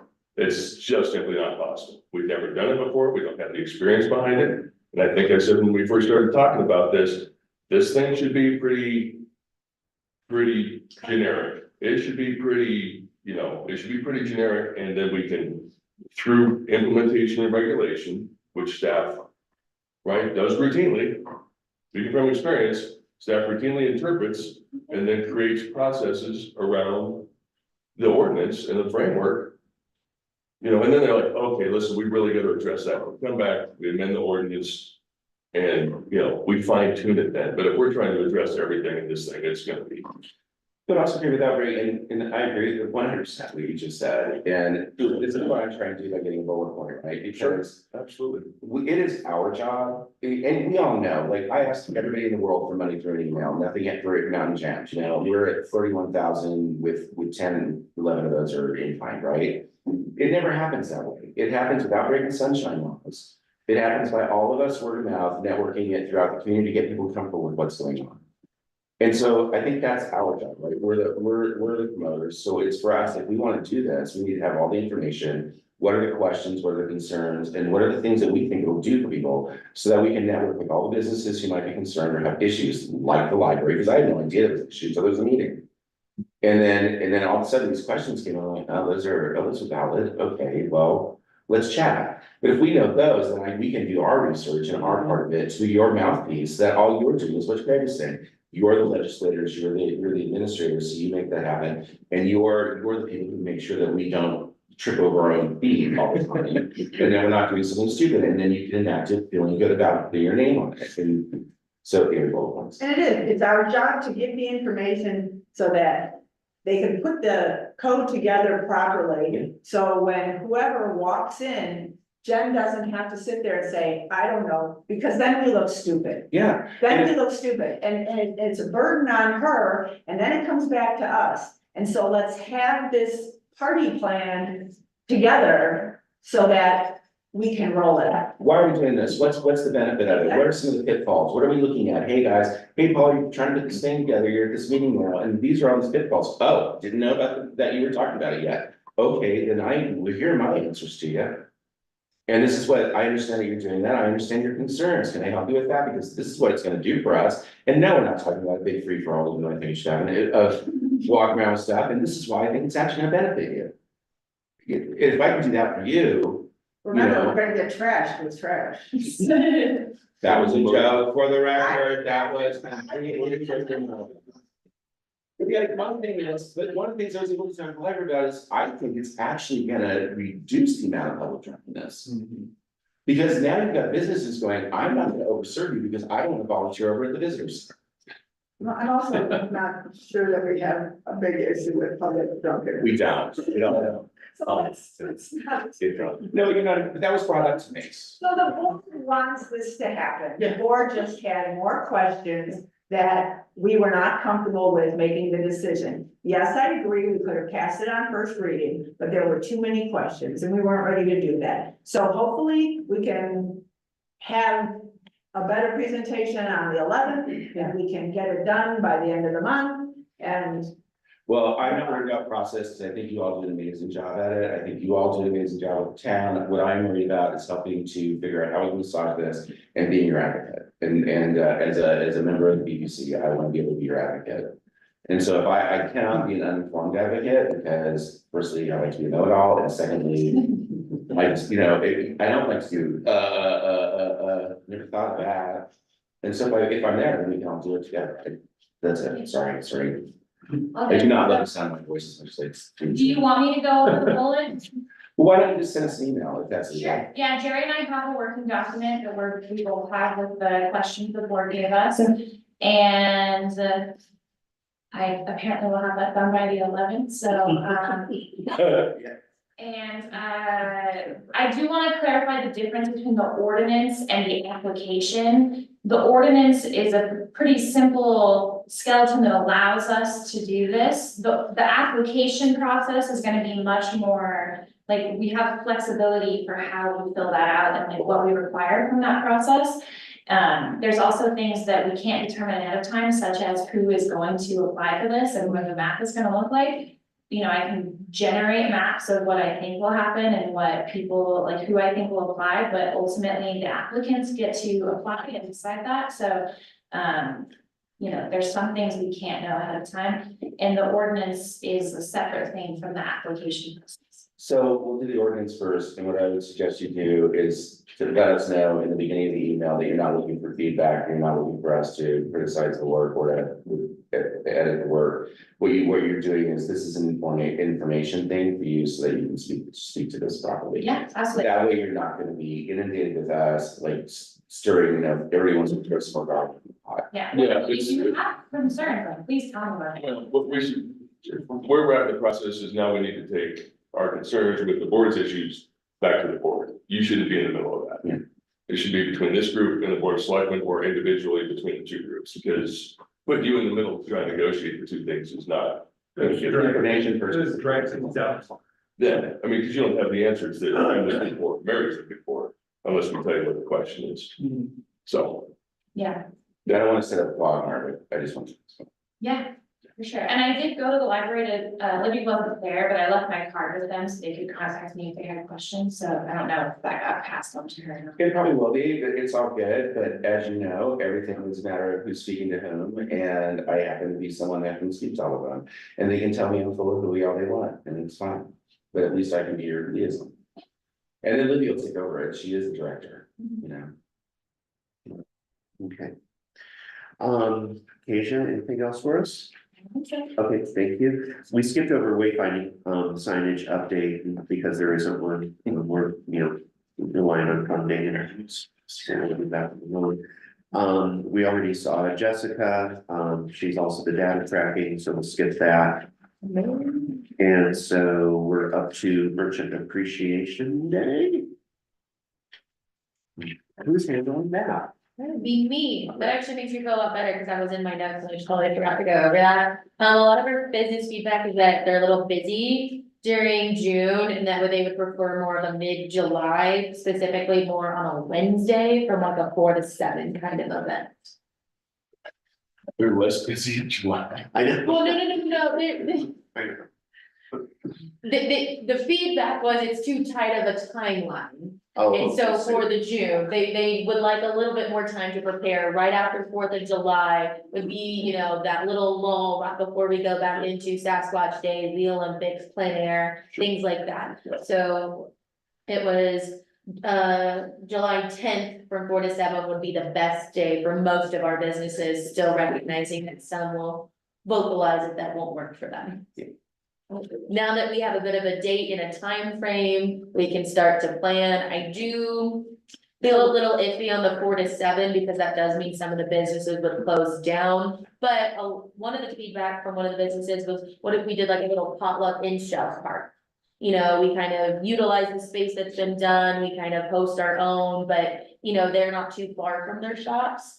Or we did have the options of doing it with the old school, the Hotel de Paris Museum, you know, up here if we wanted. It just depends on how much we wanna Well, do. some of these businesses are coming from the center of town, some of them coming down by the lake. Yeah. We have to remember that we're trying to promote the whole town, and some of these businesses that we kind of ignore are some of our biggest, financial drivers in the town. So I would love to, you know, I would love to attend one of these and see the people from the hotels there. I would love to attend one of these and see the people from, I don't know, the Circle K, the manager from the Circle K there, because they are a huge financial driver, and we're probably gonna lose that. The Family Dollar, because they're closing down 1,000 stores across the country because of some kind of buyout, but it still would be nice to see those people there. So that we can all talk together about how we're gonna use it, because some of those places do, even though they're corporate. They might be able to, you know, they might be able to bring those dollars to the coalition, you know. They might wanna advertise. You know, they might wanna be able to do something, and if they feel involved, it might be easier to get them to do things like donate to other things we're doing. Because I think that we were ignoring them, and I do think that we were trying to drive business to Sixth Street because we don't want it to downtown. But, so when they say close to their businesses, we should start trying to beat that we are full town, we're not just Sixth Street. I kept proposing a more neutral That would be, location. I mean, be sweet, right? Oh, I presented it more as a neutral location, maybe, I don't wanna make everything alcohol related, but you know, like have a glass of wine and a pastry and then open up the conversation of how's your business doing? How can BPC support you more? What have you been seeing? What are you liking? You know, that really is the appreciation part, but then there's that little undertone of, we want your feedback so we can help you better. Cause I love Strauss Park, but if we think of somewhere else to have it. I think Strauss Park is great. I mean, hopefully it's gonna Be done. be closer to done by then and. Well, that will be after the 4th of July, so it better be done by the 10th, but No, but I think it'd be good, that way personally showcase that. I mean, I think that's the right spot to hold. So we're moving it to July 10th, yes. is that our consensus? Okay, that's, Oh, if that's approved, sorry, I didn't mean to, but. just for clarification, is Merchant Appreciation Day the same thing that we used to do but called Business Mixer? I believe so, Okay, Wednesday the 10th. yes, that, I like. I have It's more neutral than. a library board meeting at 6 p.m. But if we had a 4 to 7, which is also allowing opportunities for other businesses to send representation at an earlier time. And if we can all be committed to some time, you know, the Sixth Street people may shut down, you know, on time at 5 o'clock, 5:30, wander over there, you know, we've got people coming from the north end. I just don't You know, they might come at 4, but, you know. people by the lake. It's like it's like a horror movie. It's no G, okay? Yeah, that's what I'm having to know, Gina. North Georgetown. We're branding it. I love it. Yeah, that could be the drink of the event, you know? Or we can mispronounce it and call it a village. Okay, well, that's good, let's socialize, let's be a community. Town administrator report, thank you for your patience, sir. Aren't you glad you're better than all? I chose to not go to Rotary this morning, so I can be part of every part. Thank you. So, Thank you. so, you know, I'm just grateful right now. We're in a season that's hopping and everyone's so excited that summer is finally here. Watch it snow this week sometime. And you know, it's just, people are out and it's excitement and when you see people on paddleboards and kayaks this weekend and, you know, it's just neat to see the life come back into Georgetown. So kudos to Bob, working hard at Strauss Park. I go down there, Almost done. I know, Yeah. it's such a great general to be in charge of that, to bring passion and connecting the right people and. I always love to see his reports because they're very thorough and he takes pride in it. And so thank you so much, Bob, for what you do. Great job. Yeah. Yes.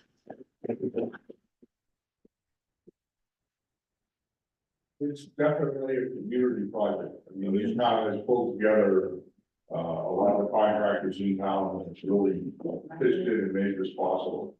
The park, I mean, the street light poles arrived this morning, so they should be going up. They should have all that flagstone down, probably today. Wow. And they'll finish trimming it and, filling in all the seams. The parking lot.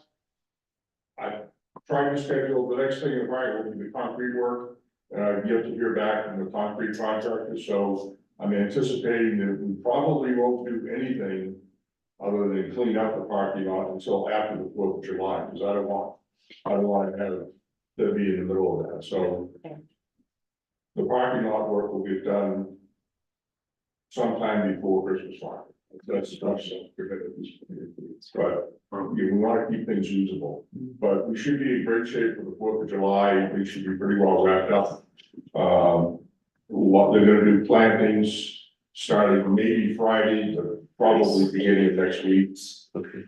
So that should wrap up pretty quick on that.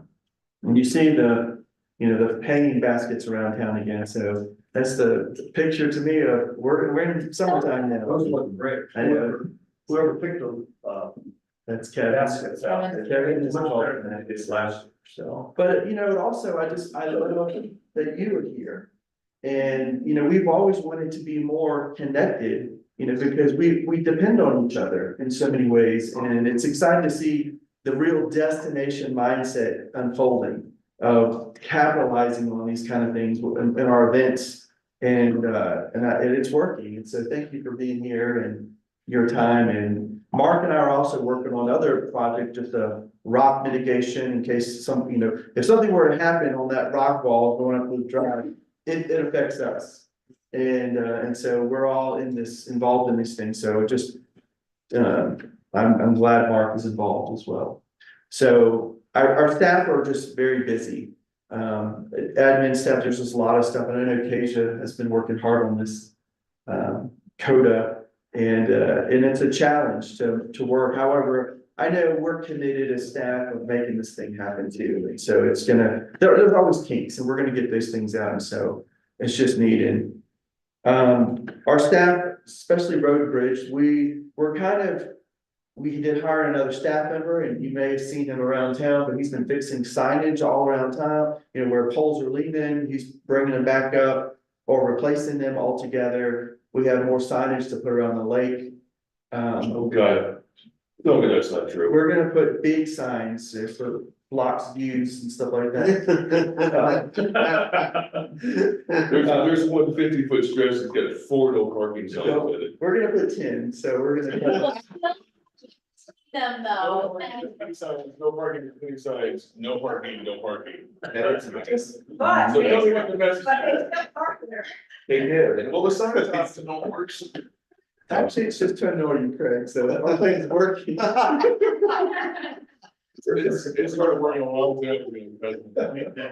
So we are gonna be fixing, our main road grader, motor grader is, being fixed right now. It's got a lot of bad hoses and deteriorating hoses. And so an old piece of equipment, when hoses need to be replaced, you need to replace a lot of it at the same time, because if not, you're gonna be sending that thing in the shop constantly. So that is in process. Once it gets back, we're gonna do a lot of grading on the roads. And we're gonna try to fix areas where in previous administrations, they just did things that they thought would work great, and now we're suffering the consequences of decisions that seemed great at the time, but now not, where you have gravel and then it's hardened millings, and now you can't grade that. So we're gonna try to tear that stuff out and put, the proper road base back in there. So that's this summer, we're gonna be doing a lot of that all over town.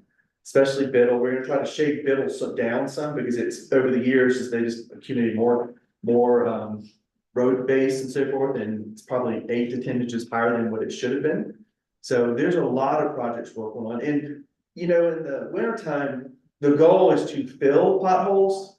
But now we're gonna fix potholes, because you can't really fix a pothole in the winter, you can only just maintain that, and so that's by shaving these down, we're gonna try to shave it down to the pothole so that we can fill it back and properly do that alignment the way it should be. And got lots of advisors who talk to me about these things, and so we've got a plan, and I'm excited to be able to do that. We're just waiting to get the grader, and we'll use our backhoe and some other equipment to start ripping out some of the problem areas and then smoothing that over. So it's gonna be a lot of construction work you're gonna see around town. On Rose Street that they're working on replacing or adding a service main line back near your house.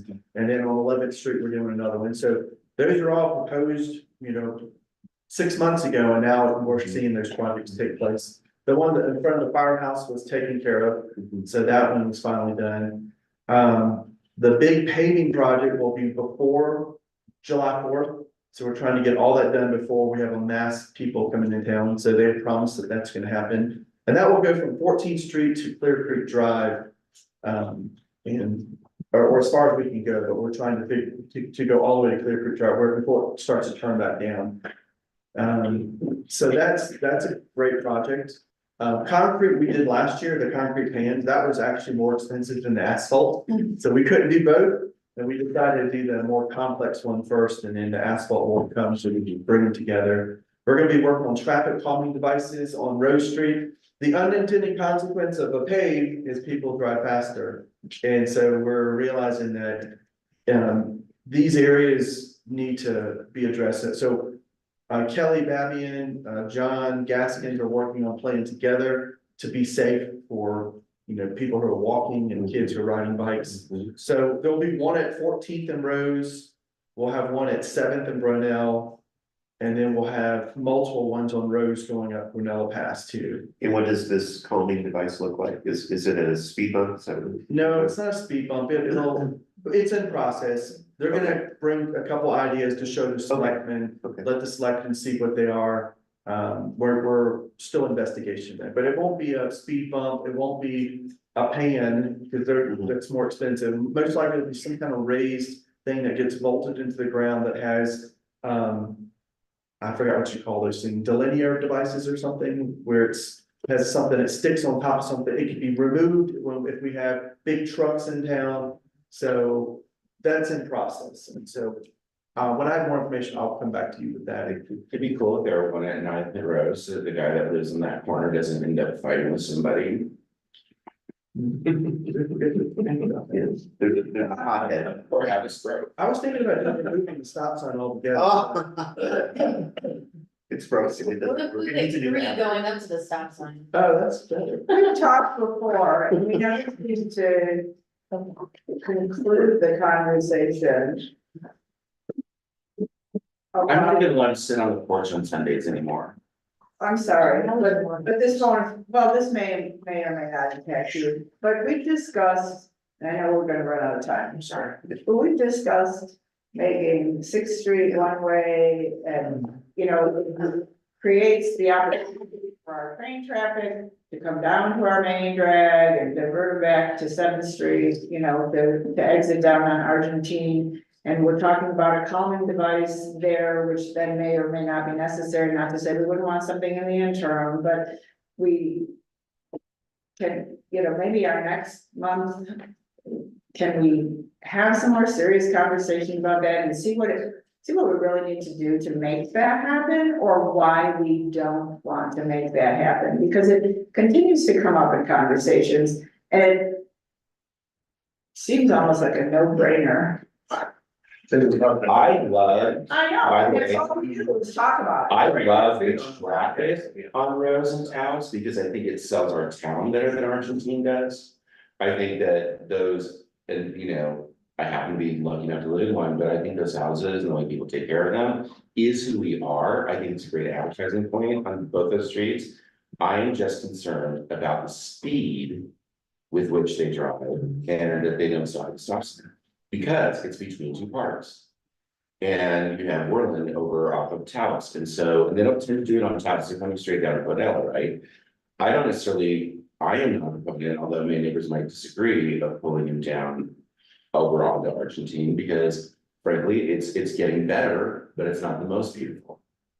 And, you know, we've got those, the part where the owners don't, we have some people who take beautiful care of their houses on Argentine Street and on Brunel. But then we have certain building, you know, businesses that don't necessarily take care of those, their fronts and houses and apartment buildings.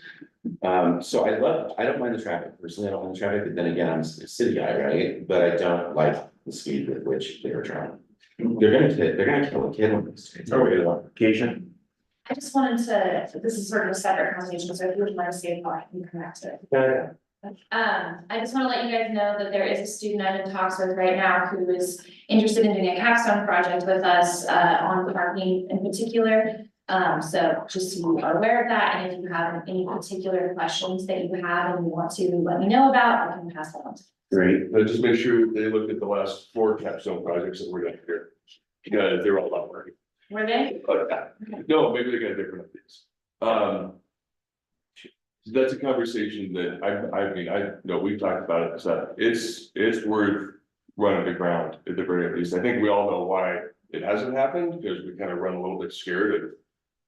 Well, we've always done it this way, so why should we do it different kind of thing? But I mean, in terms of bang for your buck, for $500 worth of signage, we could probably triple the amount of actual eyes that see our best foot.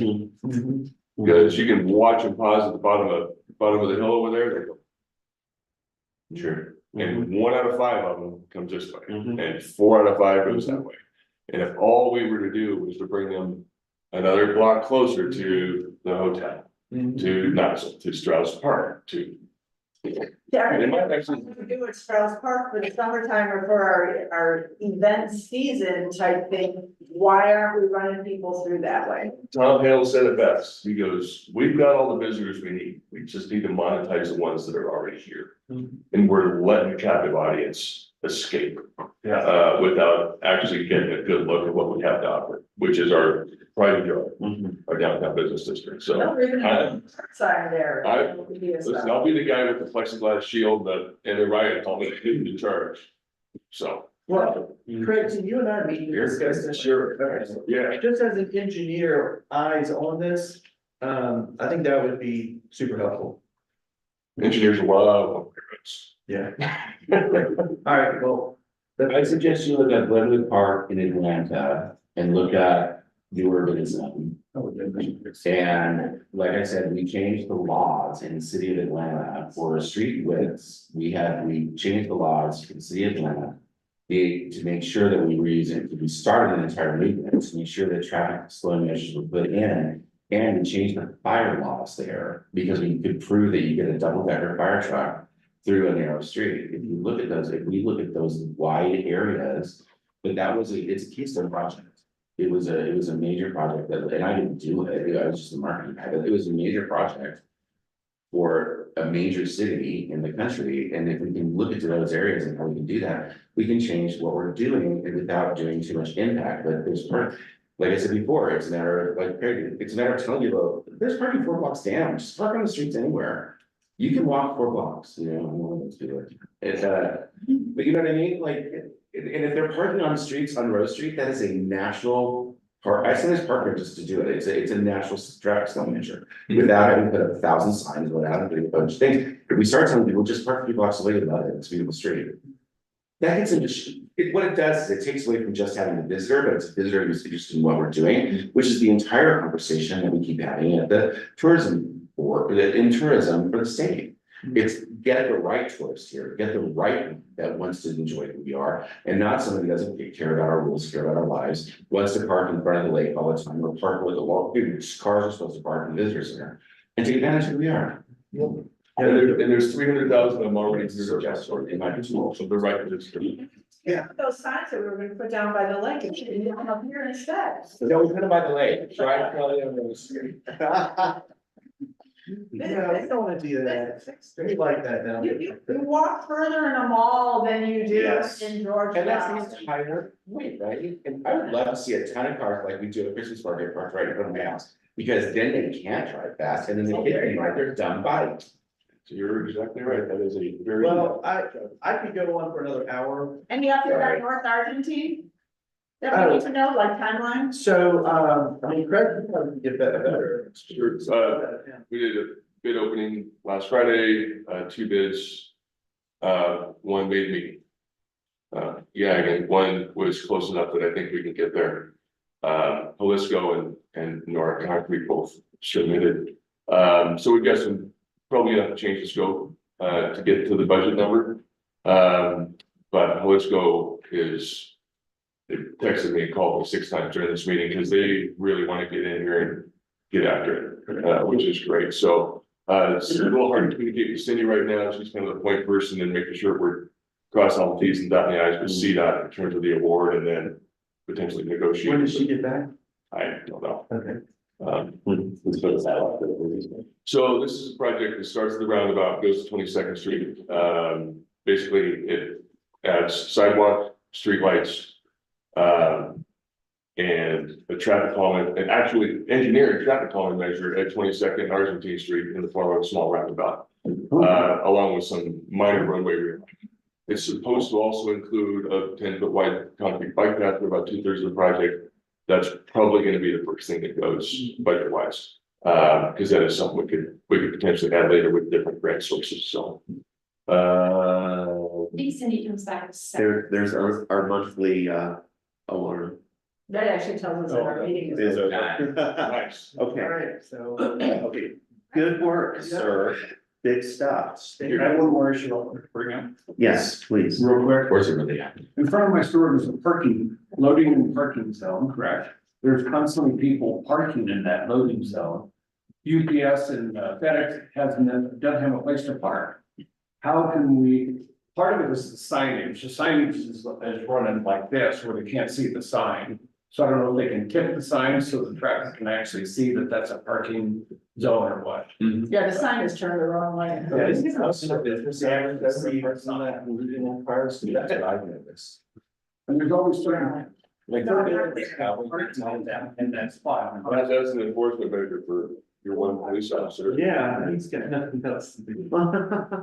He's with No, I'll check on it. I can probably get one of our road bridge guys to do that. Should take it, turn it. Turn the sign. Okay, folks, is that, Gary? No, that's it? Yeah. We're good, okay, thank you for that. Minutes approval, from May 1st, 2024.